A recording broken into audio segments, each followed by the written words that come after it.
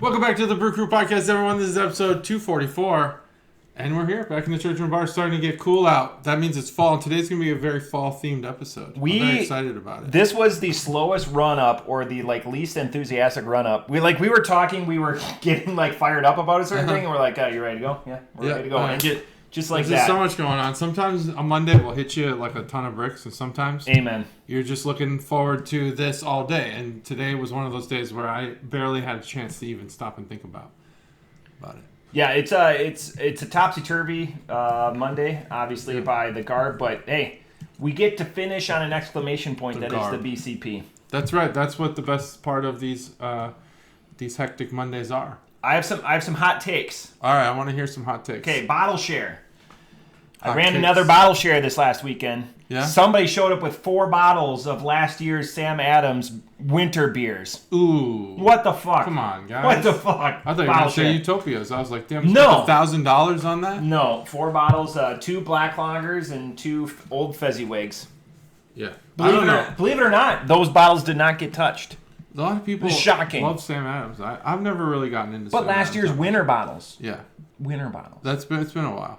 I even made a joke on how long is too long for let's call it a gas station refrigerator door beer. Sure. One you pull out a 6-pack of. Hopefully you turn in for $2.45. We'll have to see. I thought about maybe those I think we should save for a preamble beer. We won't grade them, but we'll do them as our opening beer. Oh, okay. A theory. And I even made fun of this person because I totally didn't do the beers from last year's cooler, mystery cooler, because there's some left over or whatever, purposely. Mm-hmm. And he goes, well, these are 3 months later. 3 months? Yeah, well, yeah, Christmas, yeah, because they come out 3 months, yeah. So okay. I giggled. Okay, so that's my hot take.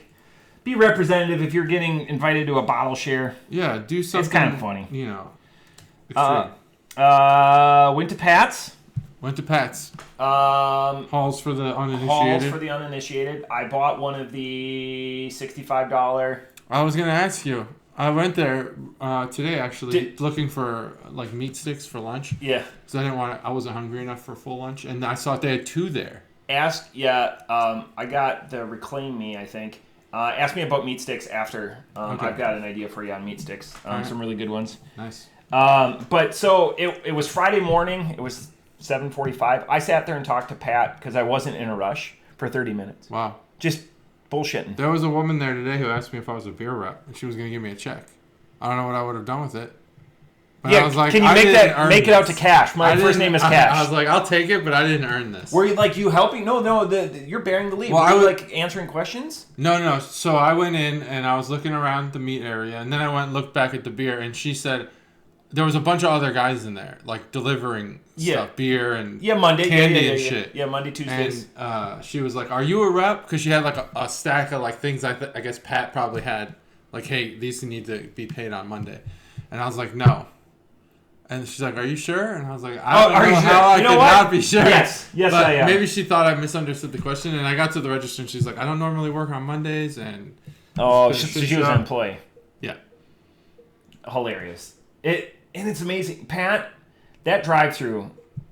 I wonder if they mortared it, if it would ruin that business. If they. I don't know. I never see anybody in there when I'm there. Always ding, ding, ding, halfway through. Yeah, on the weekends, I'm sure. And you know I don't need any more beer, but I was like, I wanted. I had holes in the fridge. I just wanted, and then it got. So you got one of them. It got out of hand. So Anchorage. It's on this, Anchorage. I was talking to Chuggalos Stev about it, and because I took a picture of it when I got home. All right. Advent calendar. We're going to do this at the top. If you want an advent calendar, you got to reach out to one of us just so we can start coordinating and doing everything for that. I know we keep kicking that can, and it's going to happen, and it'll be amazing that day, but it's less chaos. Well, we're not kicking the can on the thing. It's better, no. to say. I know, I had people that were messaging me the day of saying that they wanted one. Oh, yeah. So, we're going to have a cutoff date. If we know going in there having a number, again, 2 people an hour into it, and they already ran out of the stuff that they filled up on the bottles. My 5th, how are the Cubs doing? Yeah, Cubs are doing good. It's 2 wins in a row. It's crazy because they're both 8-2 in their last 10. It's just the Brewers. I think they're getting hot at the wrong time. The Brewers. This is a good time to get hot. I know, but there's enough games left where it will be able. There's other people that are cooling down at the right time. Luis Arias, thank you. 7, he's at 350. I'll still send you the weekly update on Wednesday. Yeah, thanks. And then one final. These are hot notes, hot takes. Bray Wyatt. Yeah, Bray Wyatt. Well, before you get into that, just on the Cubs. Yep. I thought I covered everything.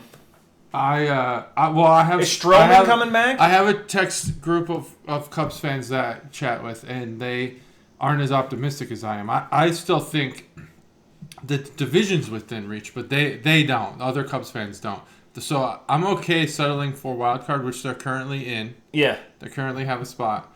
And in fact, I think they currently have a home field. They do. The crazy thing is the commentators yesterday during the game were like, 3 teams will come from the NL Central. Yeah, really. That's in what planet? I would like to avoid playing the Phillies, but we'll see this week. In what this planet? Weekend, whether or not we should avoid the Reds instead, because one of those two teams is going to wind up playing the Cubs, I think. Phillies or Reds, and the Reds are getting hot at the right time. It's crazy that the Yankees just fell below 500, but that whole division was above 500 for most of the season. Yep. For up until just a recent, yeah, I mean, the Yankees had to lose 9 in a row. Yeah, a week ago the Yankees went under 500. Like, it's crazy. Anyway, okay, Bray Wyatt. No, that was a good point. I'm glad we cross-checked on that one. Yeah, Bray Wyatt. Unfortunately, the Funkster, not really our generation. We were there to appreciate what he did, especially like Chainsaw Charlie and coming in, setting up ECW and all the handoffs that he did, and especially being the inspiration he was to Mick Foley's characters. But devastating news from the world of wrestling. Wow. But yeah, Bray Wyatt, 36. Heart attack. Yeah. That's what's come out. He has 2 little ones that are younger than my youngest, which is crazy. Yeah. And he was just about to make a return, but just sad and devastating news, and bigger in your family because your son is favorite wrestler. Hugely, biggest. It's his favorite wrestler. It has been for years. Stone Cold Steve Austin to me. Yeah. Is his Bray Wyatt. Now he's slowly, because Bray Wyatt's been away for so long, it's started to transition to other wrestlers, but always still The Fiend and Bray Wyatt. The Fiend was really, it was, man, and I actually had to teach my son what a heart attack was because of this. So I guess, there's some at least medical lessons that came out of it. But really devastating stuff. Really devastating stuff. I actually thought about it. I was doing some retrospective, like, what was the problem with Bray Wyatt in WWE? I think that he was so good. His characters were so good. His character development was so good, and his storylines were so good that he actually. I think this is one of the first cases, and maybe you could think of other ones, where wrestling actually hurt his character. His reach exceeded his grasp, which he had all of the storylines and everything flushed out, years played out, but he just couldn't hold on to it, whether injury, getting buy-in by the writers. I think it's the wrestling. I think wrestling hurt his characters. Great storyline, darkness, and just like kind of creepiness, even with very Bray Wyatt and with The Fiend. And then turn the lights on and wrestle and like do some wrestling stuff. I get they tried to do the John Cena thing at WrestleMania during COVID. They did the lights off Mountain Dew match. They tried and tried and tried. Which is going to be his last mark on the WWE. I don't think so. I think the it was like actually. It was the actual thing. I think that Mountain Dew thing and the thing with what's her name? Alexa Bliss. Those will be kind of just like forgotten about, and it'll go for everything before that. But if you don't follow the wrestling conversations that we have, wrestling really is just like any other TV show for the non-wrestling fan. Breaking Bad is written and scripted. A lot of the same emotions and feelings are felt by people who watch wrestling. There's just an aspect of athletics and competition to it. I think Bray Wyatt was hurt by the fact that there was wrestling, and that's my final thought on that.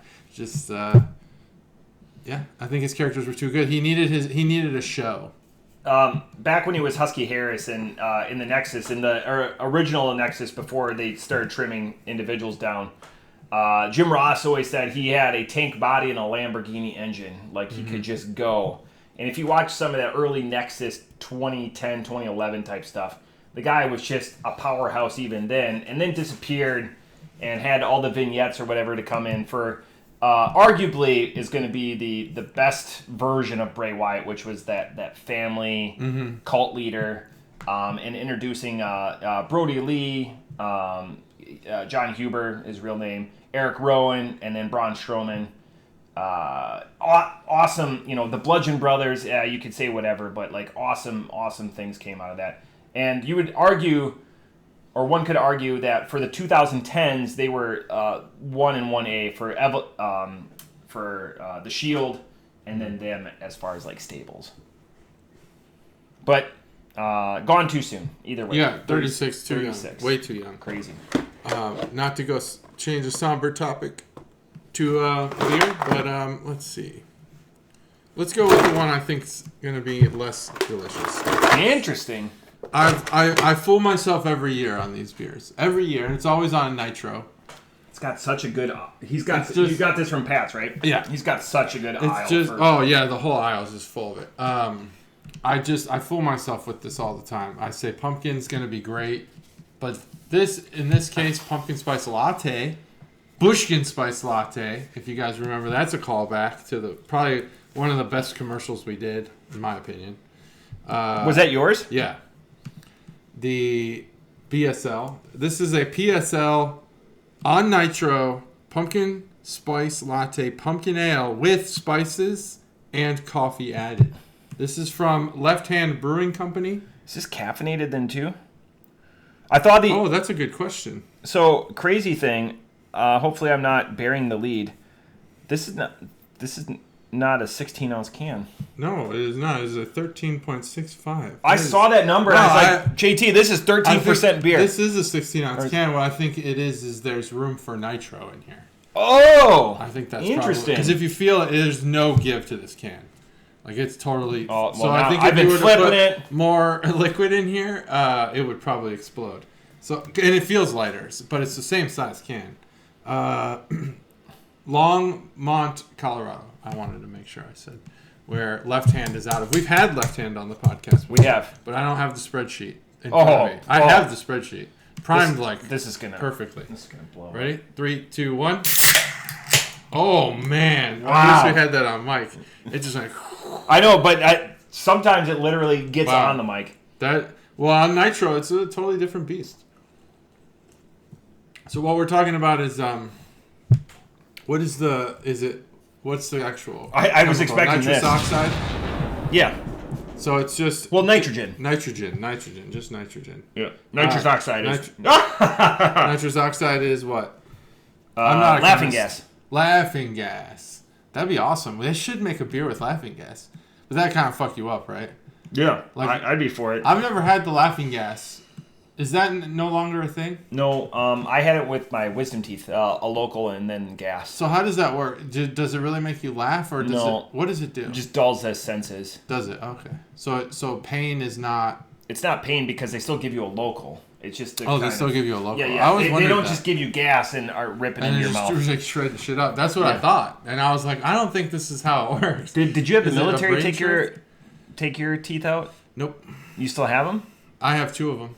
But I had 2 taken out before the Navy. Oh, before the Navy. Okay, gotcha. So they just left the other 2 in. And the only dental work I ever got in the Navy was cleanings and cavities. I never got anything else. In cavities, they numb you up. Yeah, the only thing that I've had, they count my teeth. They count your teeth? Yeah, I have to bring in my annual form, and then they count your teeth to make sure that you didn't like forge it. You don't even get cleanings or anything? No. But you do? Yeah, I get cleanings, but not by the military. Your own dentist. Yeah. So my dentist here local was the director of dentistry for the base for 18 years. Excellent. So he knows my form. He knows. That's good. So now he just lets the hygienist. He goes unless he doesn't have a cracked tooth or something. Yeah. I had one, and I got it taken care of. A cracked tooth? Yeah. I mean, did you go eat rocks literally? I don't know how it happened. I think it was wear and tear because as a drummer, oftentimes I will play. It's gonna sound crazy, but if you drum, you'll know exactly what I'm talking about. I will play beats with my teeth, my bottom hitting the top teeth. When I have no other vice to do, like when I'm at work and my hands are typing, I'll just go left and right on the bottom and top teeth. They'll hit each other, and I think it's like almost grinding your teeth. Wore down one of my teeth, and I had to get a crown. Interesting. And it sucked. I don't ever want to experience that again, and I hate it. Wow, I feel like you really... It's a smoother tooth. It's a smoother tooth than all the other ones, though. Oh, yeah. Because it's metal. And it's a metal crown. Yeah. Because they don't do unless it's in the smile line. They don't do the veneers or whatever. No, it's a metal tooth. I don't think it looks metal though. It's white. It's on top? Yeah, I don't see any metal. Yeah. So I think it's white, but it is metal for sure. And you never know what we're gonna cover. Sometimes when you drink cold drinks, it gets way colder than the other teeth. Oh yeah. And it's just I don't want to do this ever again. Dental work sucks. Are you talking about the podcast or the metal tooth? No, the teeth. I don't like any teeth-related things. Like I just want to use them as intended to eat with and random whatever. But I don't want medical procedures and stuff. I'm curious because I'm gonna, and it's probably because we do it every year. Where are you on pumpkin beers? Yeah, I'm gonna put them all in the same category. Because some people are going to be like, well, there's a difference between pumpkin beers and yam beers. And oh, well. Like Big Yam is out there trying to like... pumpkins. But I really like pumpkin. I think pumpkin pie is great. Yep. It's my favorite pie.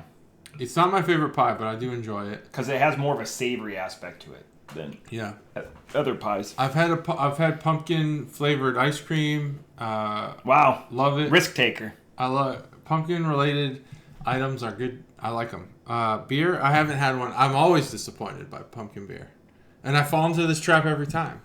I'm like, I feel like we've had a pumpkin, and I do this every year. I buy a pumpkin beer every year for the podcast. Just one? Is that all we get away with? I don't think we've done more than one a year. I don't know that you provide them, do you? Yeah. You do? Yeah. Well, then we've had more than one a year. I'm just saying from you because I'm high on them. Fall is my favorite beer season. It was this or Oktoberfest. Yeah, like Marzens and stuff. You know, like I have a couple Marzens in the fridge right now. I'm just So the what is the one that it's a lager with a season. A Marzen is a lager with a season. Yeah. To me. What is the and they're really done pumpkin beer that's most popular? Southern Tier? Yeah, Southern Tier, Pumpkin. Pumpkin, yeah.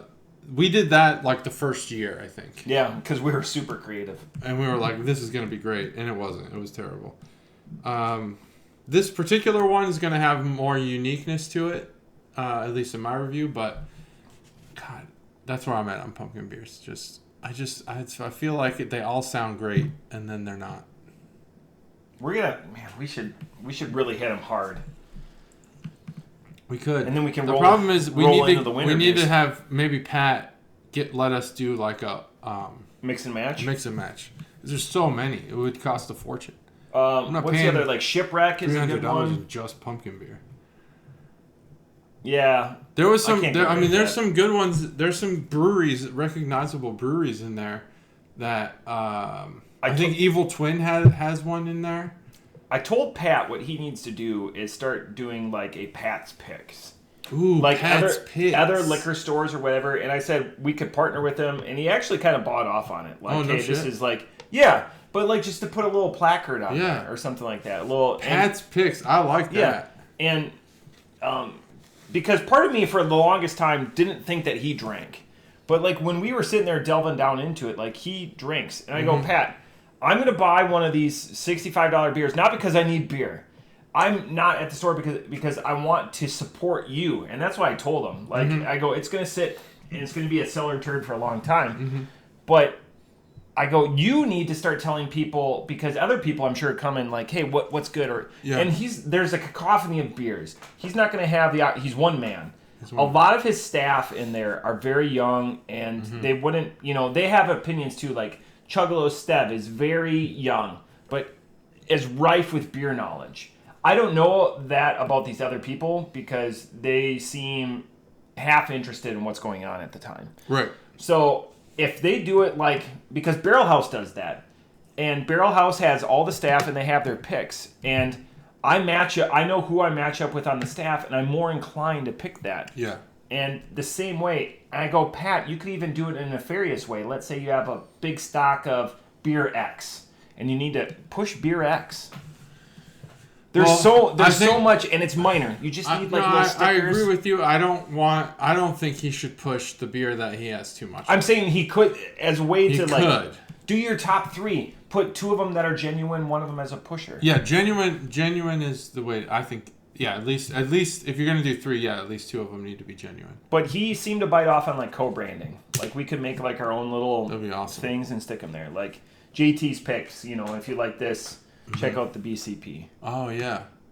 Believe me, I started working the angle. Dang, that's really good. I mean, we could have a can art pick. Yeah. You could have the biggest problem I have at Pat's is the pure quantity of IPAs. There's too many, and there's no way to differentiate them. But all the other beer he has is phenomenal. He's a businessman. If he's selling it, of course. It's so packed. It's so daunting in such a small space. It really is. I spent X amount of dollars. I took 2 flats out of there, and I barely felt like I could have filled up 3 more logically. It's not women. Non-craft beer fans will never understand how you could spend 45 minutes to an hour on 2 aisles of that small little place.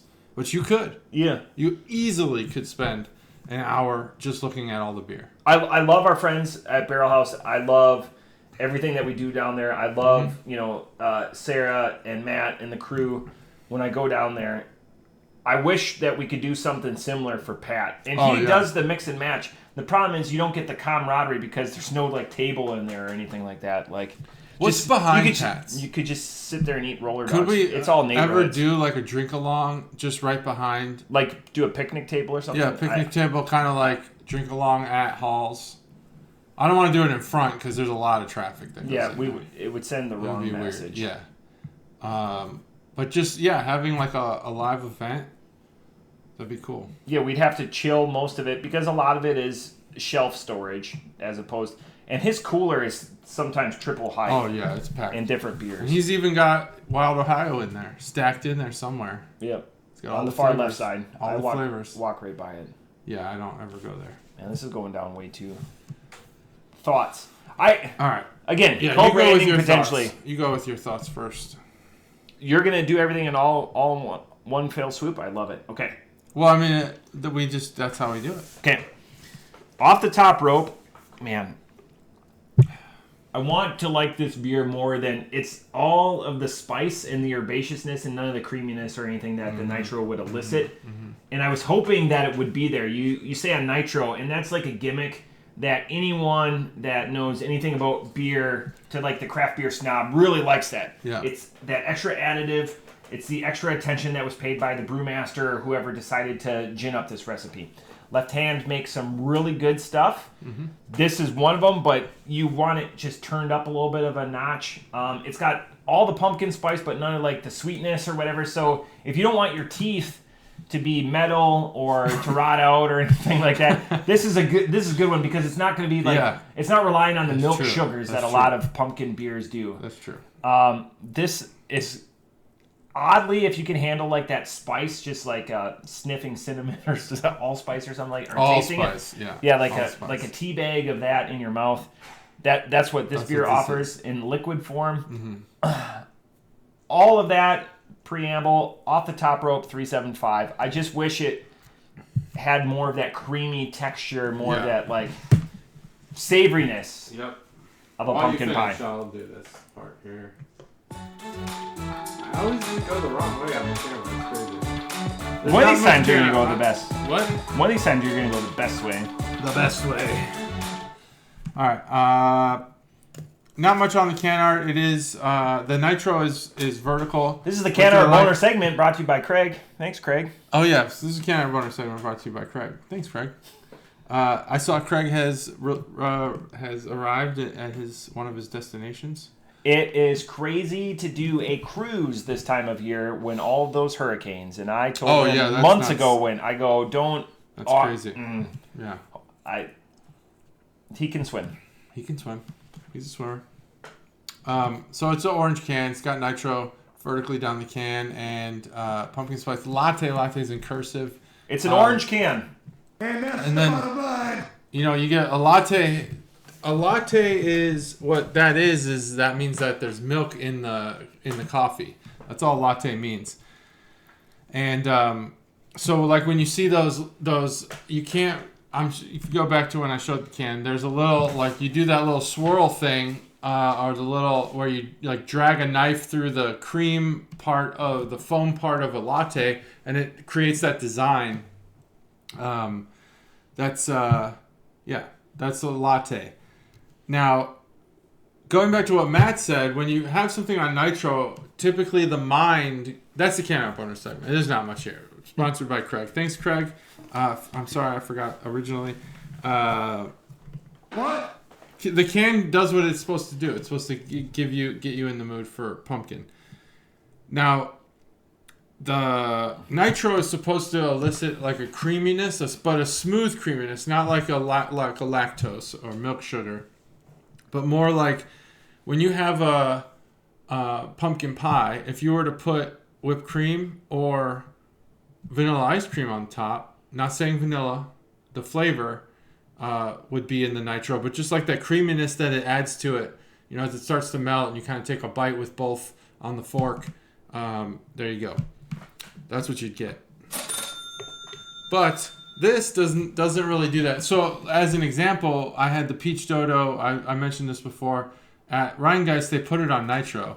And what it winds up being is like a peach cobbler style beer.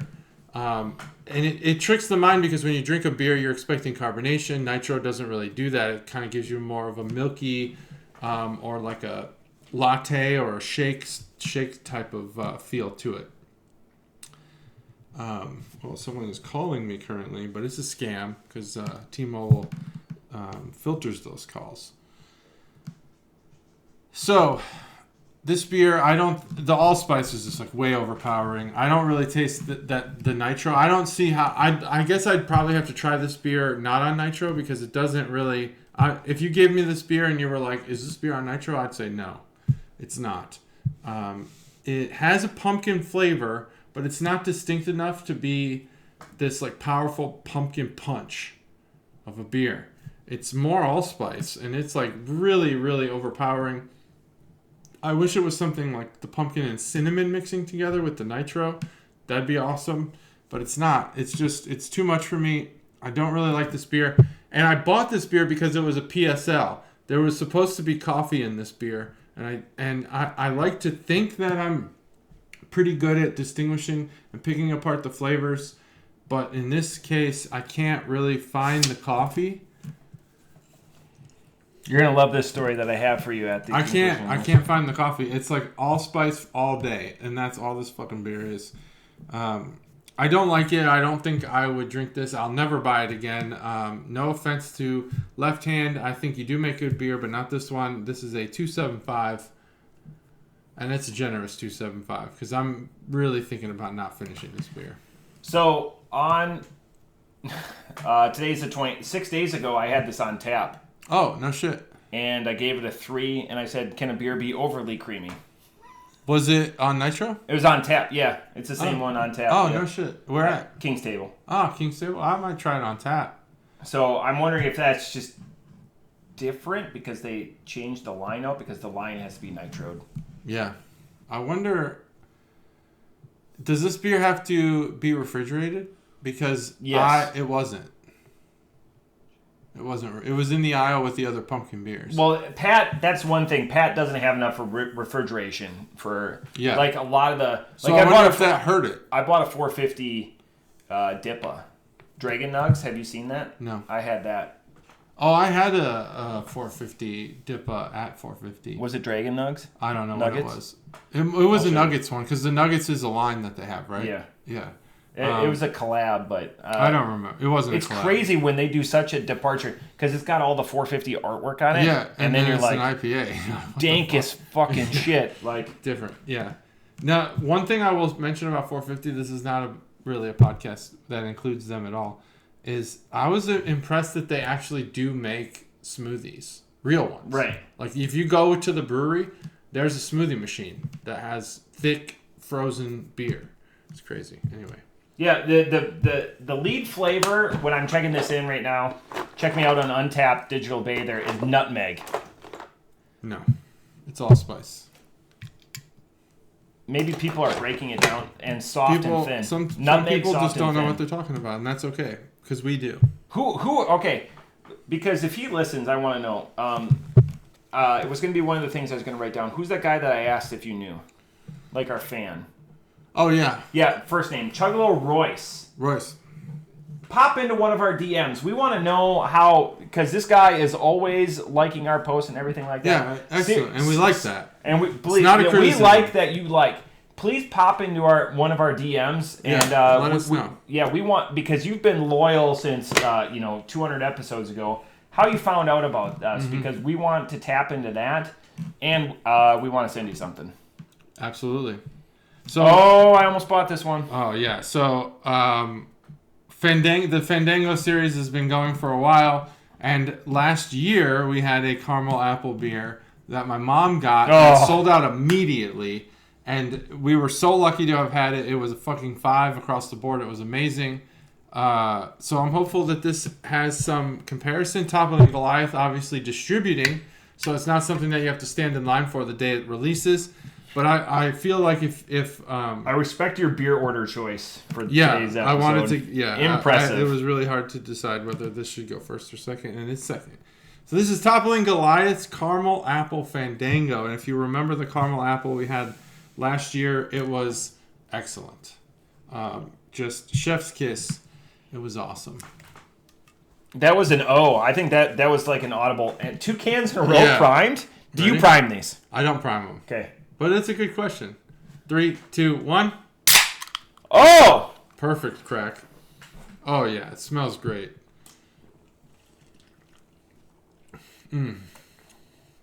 So, the Toppling Goliath Fandango series is basically... Toppling Goliath has made an exceptional IPA that I would say is probably S tier. Standard I love for the Pseudo Sue. Yeah. And they've made iterations on it like King Sue, which is a Dippa.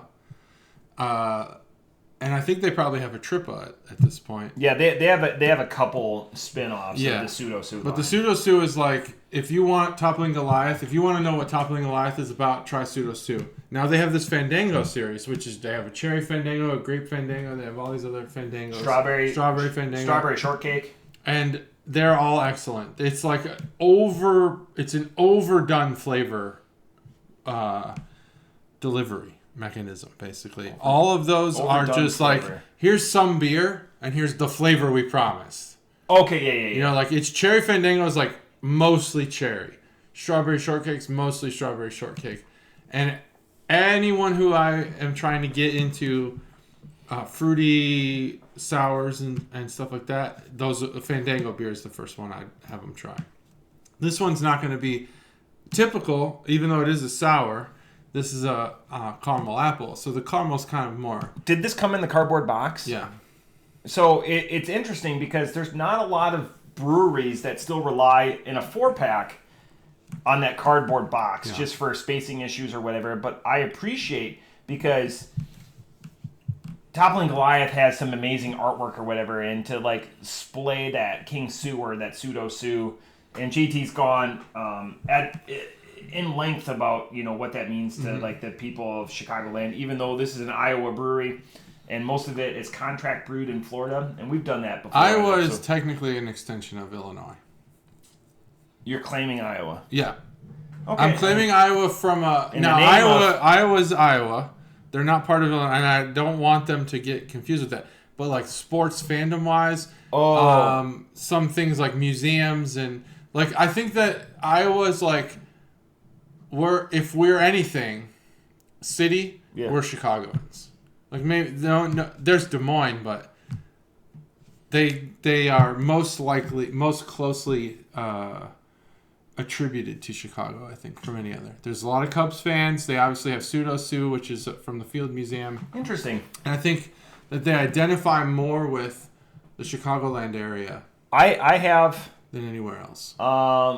Because of my military affiliations in Minneapolis, a lot of people come up from Iowa. I'll have to ask them what they feel. I know a lot of them are 49er fans. Yeah, a lot of that middle America, not a split. Midwest, but yeah. Like the Dakotas, Iowa, Nebraska. The Dakotas will pull a lot of Viking fans. Yeah, they will. But I knew some people from the Dakotas that were all 49ers fans. So, like, I'm thinking of there's a couple of geography projects that, seems so long ago, but where it was like, what fandom does your state represent? Mm-hmm. And then they broke it down by county. County would be better because state's too broad. Yeah. Especially when you have places like Texas or whatever, where you have, or Illinois, where you have six the counties. White Sox and the Cubs. I mean, one overrules the other. That's not fair. Oh, yeah. By the way, fuck you, White Sox fans.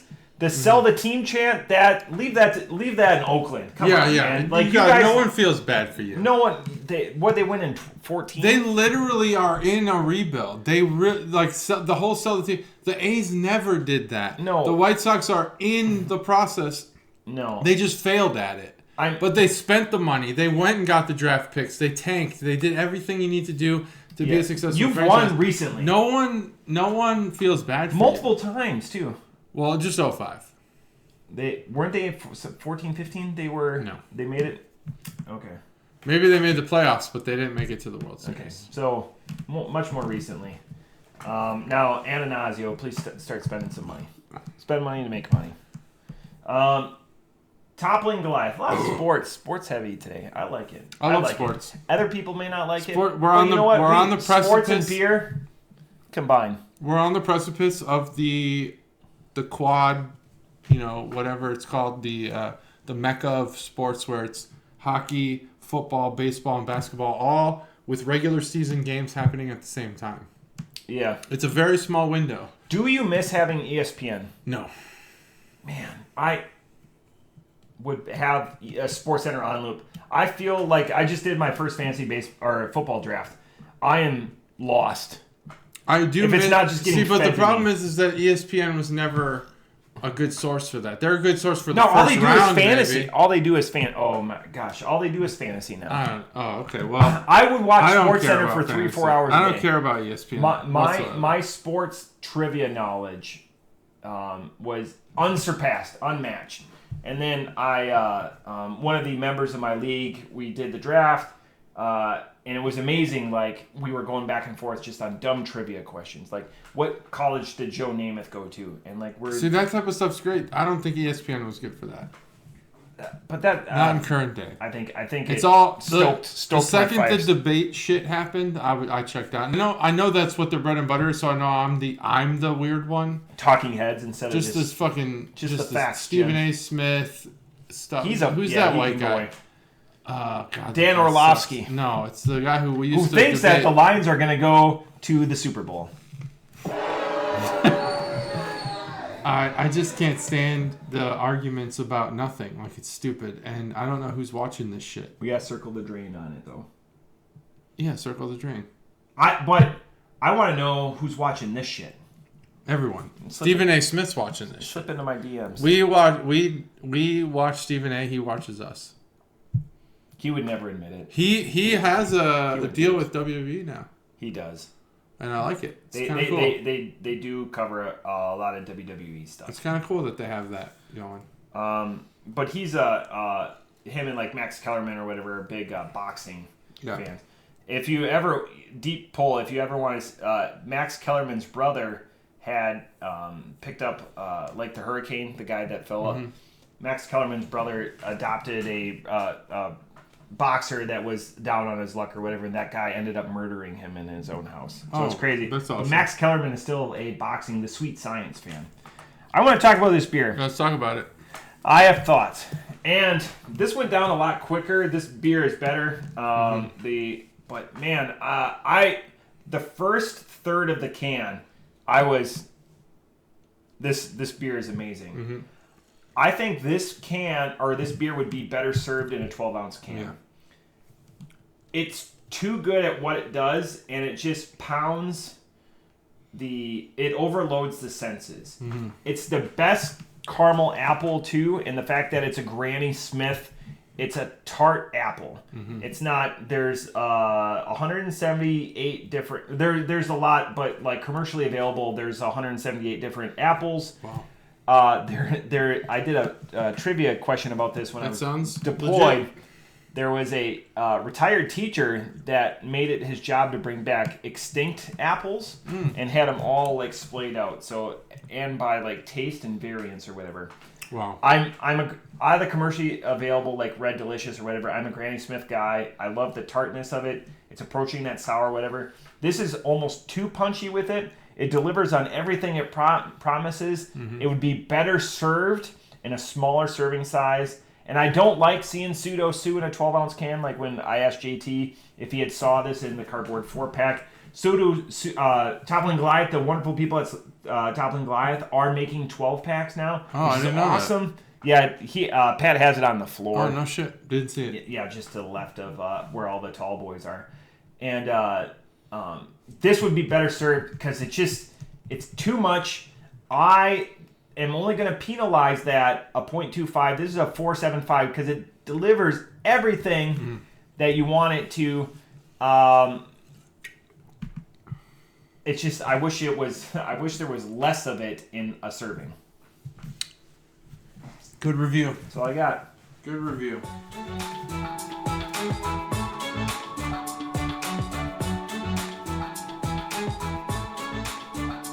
There you go. There it is. The can art. This is the can art bonus segment brought to you by Craig. Oh, no, I got it. Chuggalo Craig. I had forgotten for a second there, but I got it. His good ass beer, by the way, I gave it to an old guy. Loved it. Loved it. Loved it. Oh, as a guy that drinks like Miller Lite and Coors Light exclusively. Oh, okay. And I asked him his thoughts, and he said, "This is really flavorful for a light beer." Yeah, it is. Which is exactly what we said. Exactly what we said, but we spoke that into existence. Way. Oh yeah, no, he loved it. We did speak that into existence. He would buy more of it if it was readily available. Damn. You should try Montucky. This is can art bonus segment brought to you by Craig.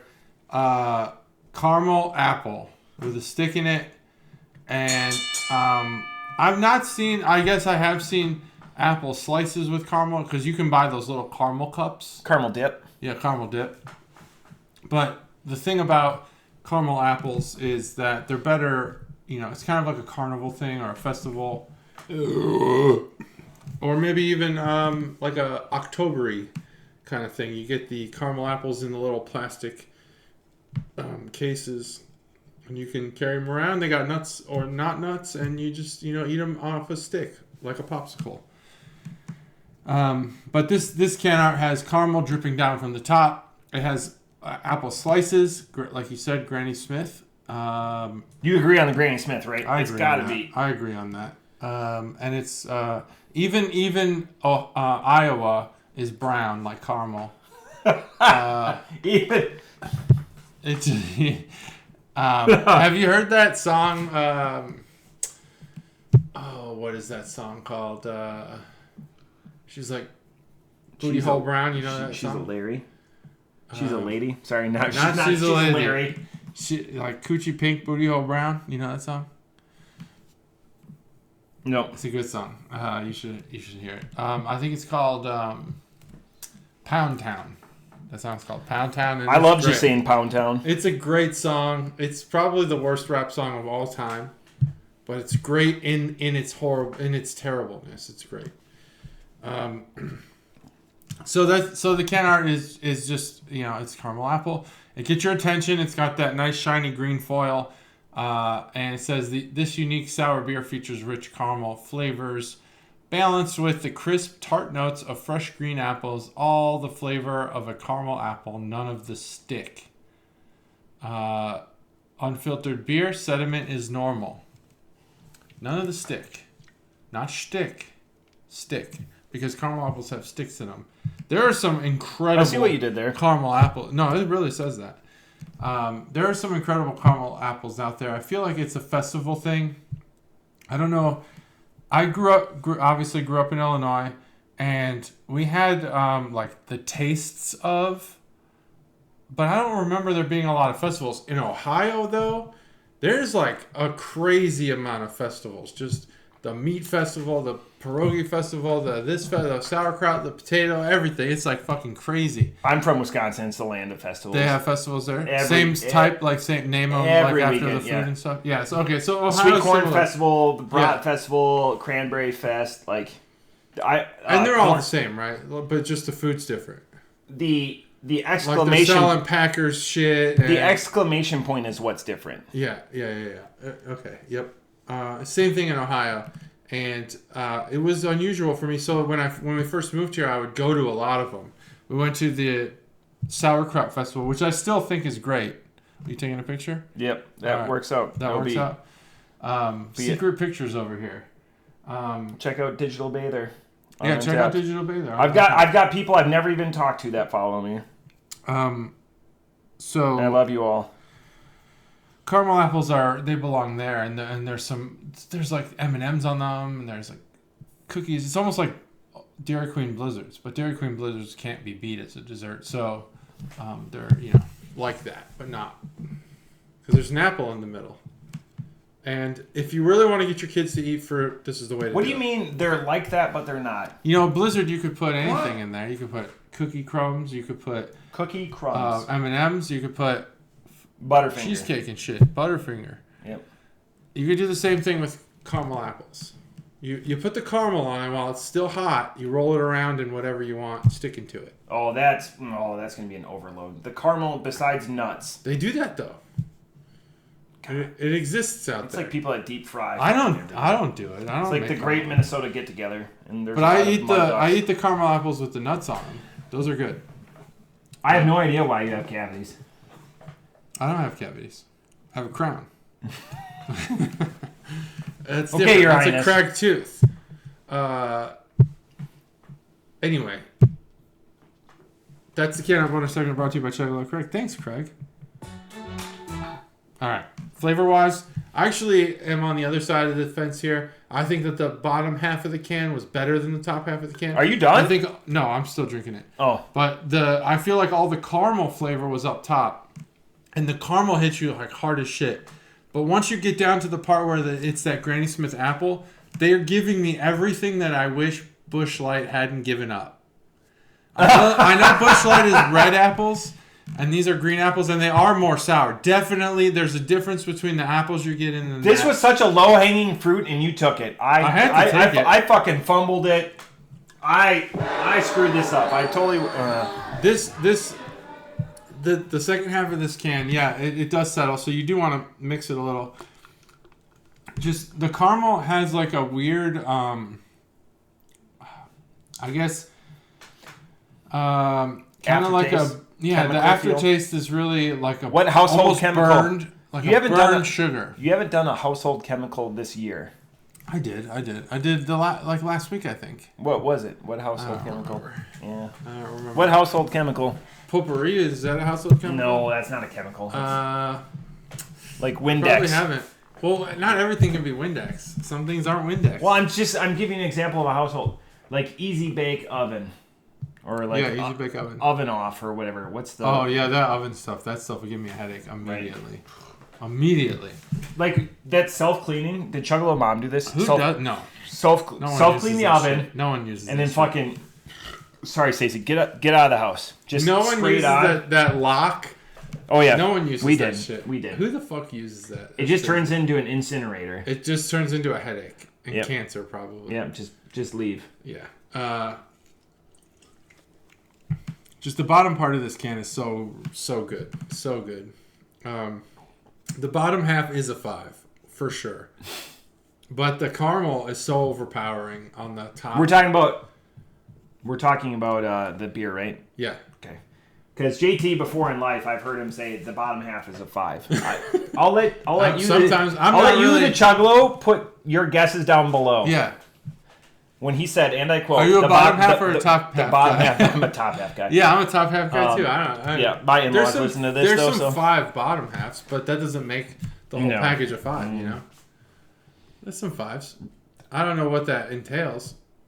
Oh, I said on her. Who was I talking to? I go, oh, this beer. I was with Chuck last week, Hoff, and I go, oh, this beer is like a 4.5, 4.75, and she goes. And Tam Tots goes, out of a 10? That's not very good. And I go, no, this is a good beer. She doesn't listen, obviously. No. We haven't been there since episode 31. Damn. That was a loud episode. It was. Loud episode. People complained about the noise in the background. Yeah, I can see that. I'm also at a 4.75 on this beer because of the way that the caramel tastes. It tastes burned to me.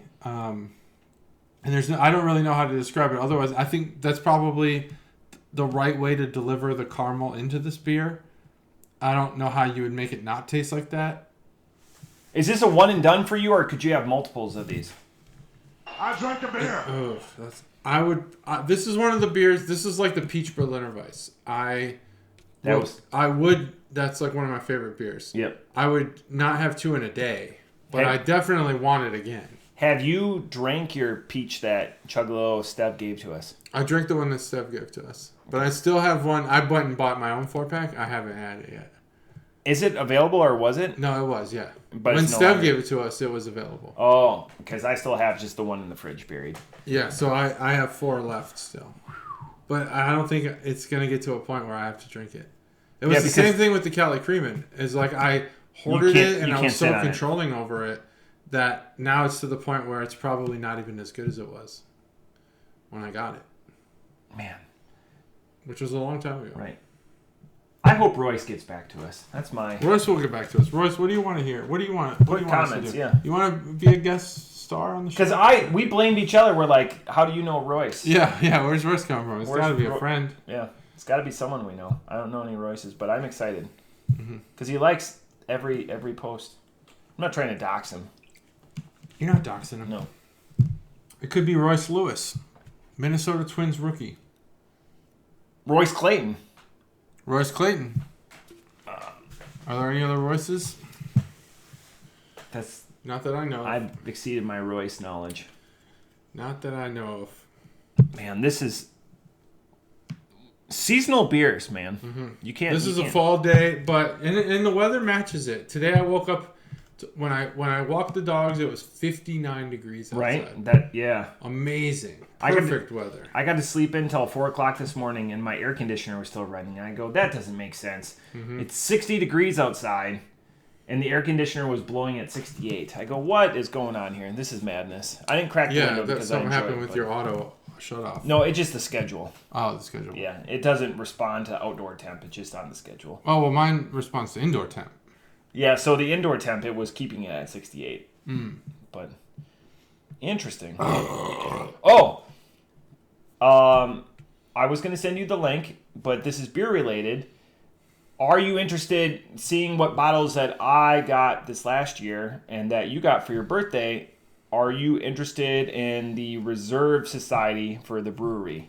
Because signups start the second weekend in September, and I'm looking to see if we can get a kickback, like if we have a code or whatever. I'd be interested. Okay.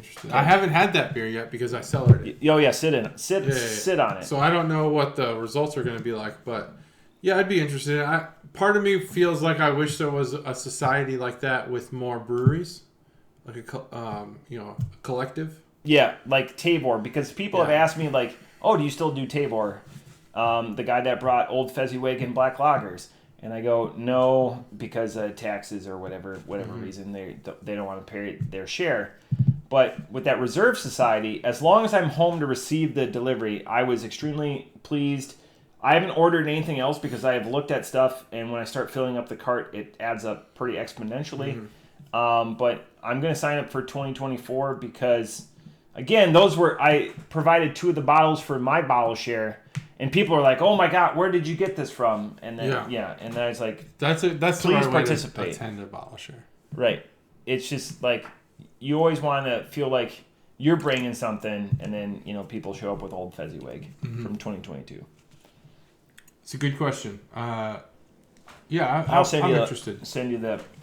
I don't get anything for it. It's just the link because they sent me an email and they're like, prepare yourself because I think it's like September 8th or 9th. Prepare yourself. And I signed up late this year, so I didn't get. You get it till the end. It's calendar year, but they allow you. And I love if you live in California, it's such a good deal because there's we will cellar the beers for you. Wow. Oh yeah. Oh wow. They do a huge storage fee and people will come and pick them up. I need to go back to California sometime soon because it's been pointed out that we haven't visited in a while. Yeah. And that's true. I like how it's always we. You're like, me, it gets pointed out, and we don't do, you can, please go. No one cares if I visit California. Right, exactly, right? But my wife, they care very much. And we spend the majority of our vacations in the Midwest.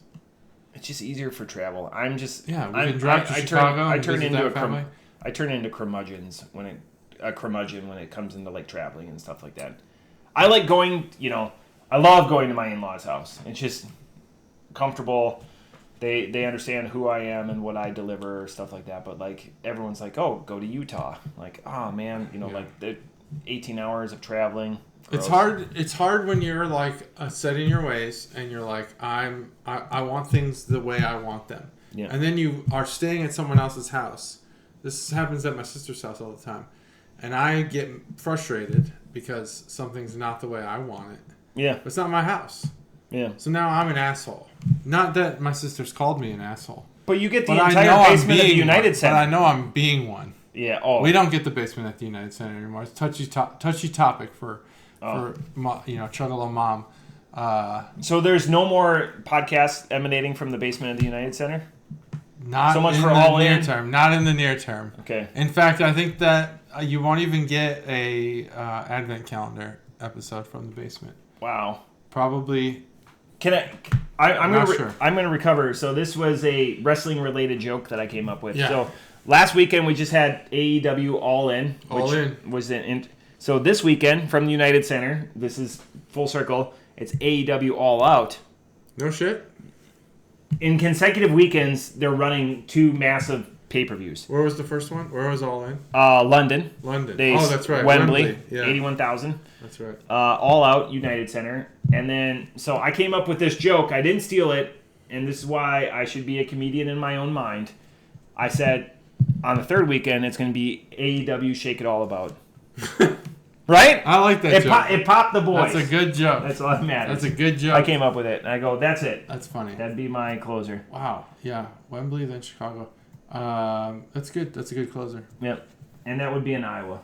I listened to the recent Joe Rogan episode with Hulk Hogan. Oh, Hogan was on. He talked about the Rosemont Horizon, which hasn't been the Rosemont Horizon in many, many, many years. Since WrestleMania 13 probably was the last wrestling event that even happened at the Rosemont Horizon. Then it became the Allstate Arena. What? 2022. What was it in 22? It had to be the Allstate Arena. What year was that? 2005? Yeah, Allstate Arena for sure. Because then we went to the theater that was attached. That was when you had to dress up for the Hall of Fame. You had to wear a tie.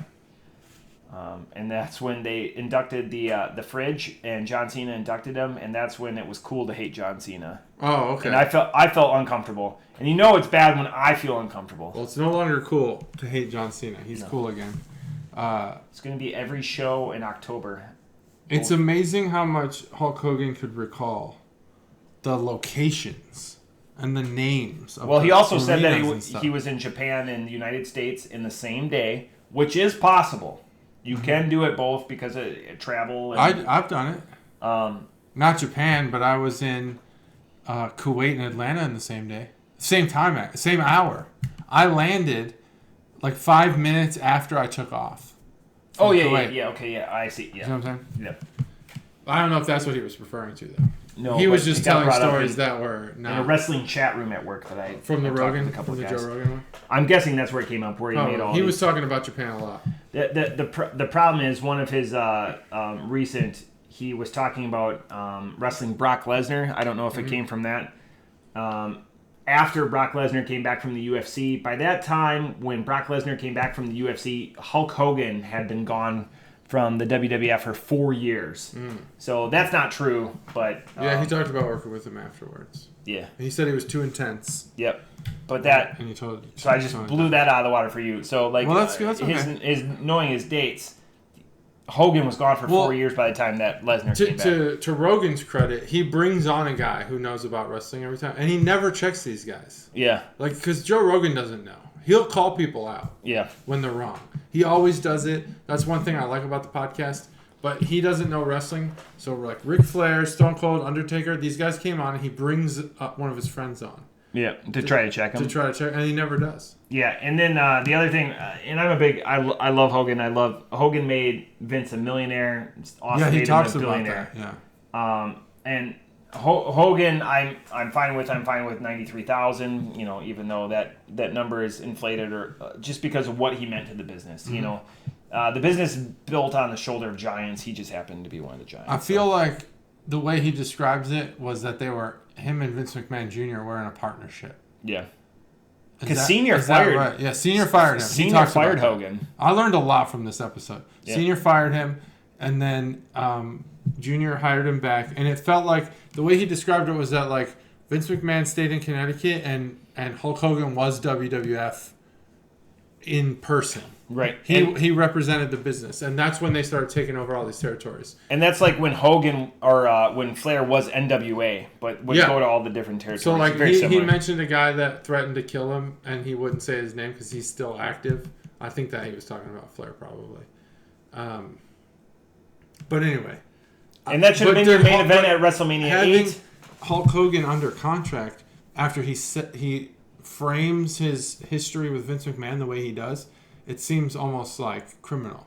Like maybe he should have been a partner in the business because of how I might have to listen to close they were and how much like it was literally like Vince McMahon was the business side and he was the show side, and he handled going to the territories. Vince McMahon never went to the territories. It was Hulk Hogan who went to the territories. He got his life threatened by a few guys, and slowly but surely they made WWF what it was. People died in Puerto Rico. Watch a bunch of the Dark Side. Oh yeah, Rings. he talks about that too. Yeah, people would get killed in Puerto Rico. Yeah. Like wrestlers would get killed, like main event throat slash guys. But wow, what a meaty episode! What a meaty episode! We got a couple of call-outs again. Royce, in case you skip forward, Royce, let us know. Slip into one of our DMs. Slip into the DMs. That's episode 244. Man, we're getting close to 250, and I think like. We may have just like passed over it, but we had an anniversary in there, or it's coming. 5-year anniversary. Yeah, it's technically the end of this would be the end of August. Probably I think we started in. I tried looking before, but all of the audio, it's all fucked up right now. I'm trying to fix it. I just gotta find the time. I'll have to go into the spreadsheet and find out because I have it all dated. Thanks for listening. Just this episode, or all the years that we've been here. We're the constant in your life. If you're the mole people, bye.